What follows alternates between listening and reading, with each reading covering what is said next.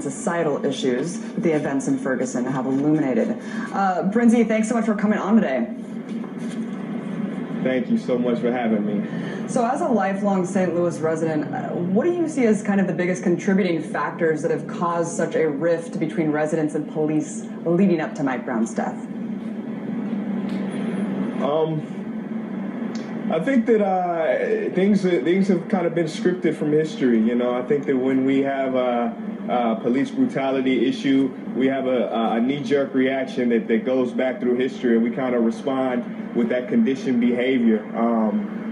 And I think we want to outbreak. You know, we see it in movies, we see it on TV, and so we have that reaction because we think that's the reaction, the response that we need to have. So we have it, and we create anger and violence, and that's what happened. That's exactly what happened. Well, speaking of this kind of self-fulfilling prophecy, Missouri Governor Jay Nixon recently stated that violence will not be tolerated from protesters. It's just amazing here because it just seems like there's this huge disconnect between law enforcement viewing the protesters as the main instigators of violence, while of course the whole world sees the police here as the instigators of violence. Absolutely. Yeah, I was on the ground maybe a month ago, and I stood in front of the Quick Trip, and I actually saw the police inciting the violence, you know, bringing in the tanks when there was just a peaceful protest, bringing in the tanks and aiming the weapons at the civilians and just enraging them. And they were definitely a catalyst. The police were definitely a catalyst to the people, their response, you know, so. They're a contributing part as well, yeah. Well, it's really interesting because I know that you have an anthropology degree, Princey, and I wanted to kind of ask you just about the cultural significance. Like, what does thousands of police officers that have been specially trained, I mean, the National Guard's on call, knowing this kind of ominous presence overshadowing the whole community, what does that do to the mindset of a community? Yeah, it's clear. It creates fear. It creates, we kind of respond in a state of fear, and fear obviously creates anger and frustration and violence. So just the fact that the police presence was just that strong and militarized, it almost seems manufactured, like they kind of wanted something to happen. You know, they wanted the people to kind of create some type of action. So yeah, it's clear what it does.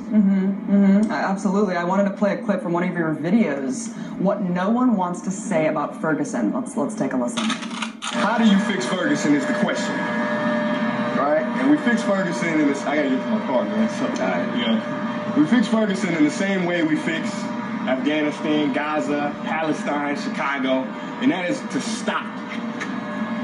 We have to stop and be open to the possibility that we have been brainwashed on every single level of our lives. Talk about the brainwashing. What are people being brainwashed about? I think we've been brainwashed we're brainwashed from cradle to grave. You know, our responses to violence. We've spent millions of years to try to create peace, and it seems like the human species hasn't done it yet. We still haven't learned that violence, you know, even if it's well-intentioned, it rebounds upon itself.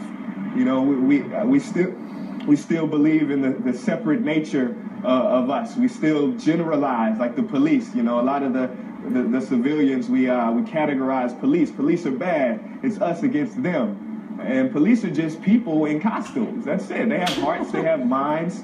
And just like everybody else, and we don't see it. You know, we've tried everything. We've tried the politics to try to change the world. We've tried religion even, but nothing happens. I think that one thing we haven't tried is love. And I don't even mean to try love. I mean to become love, you know, because when it's in your heart, you can't do a violent act against another person. You know, you can't exploit another person. You don't even see race anymore. We haven't tried that method, and that's kind of what I'm proposing. You know, it's amazing because here we're living in a country where force is the answer to everything, and it's kind of this military mind, and that's just the way we respond. So, and then we look at our police and say, why are they doing this? Well, how else are they supposed to act when they see kind of the federal government responding that way to the rest of the world? Of course they're going to do this to the people of our own country. Your message, of course, is quite simple and one that everyone should embrace: love. But Princey, how can we teach a police state to love? Yeah. I think that the message, it's not only for us, it's for everybody. It's for the police, because they are people too. They have hearts and minds and souls, so they have to take it upon themselves to figure out who they are. They follow a groupthink mentality just like we are. So I think every individual has to kind of look within themselves, take a step back outside of society, and just sit down and say, who am I? Who is this being looking at you throughout these eyes? Who is this entity in this body? And then after you realize that, if you realize that, you take away identity that you've created over the years, you take away race, you take away even gender, and you realize that you are a being of love. You are a spirit of love. And then mankind has the opportunity to transform into a kind man if enough people do that. I like the way you think, Princey. Thanks for the inspiration. Stay warm out there, man. Thanks for coming on. I will try. All right. Thanks for having me.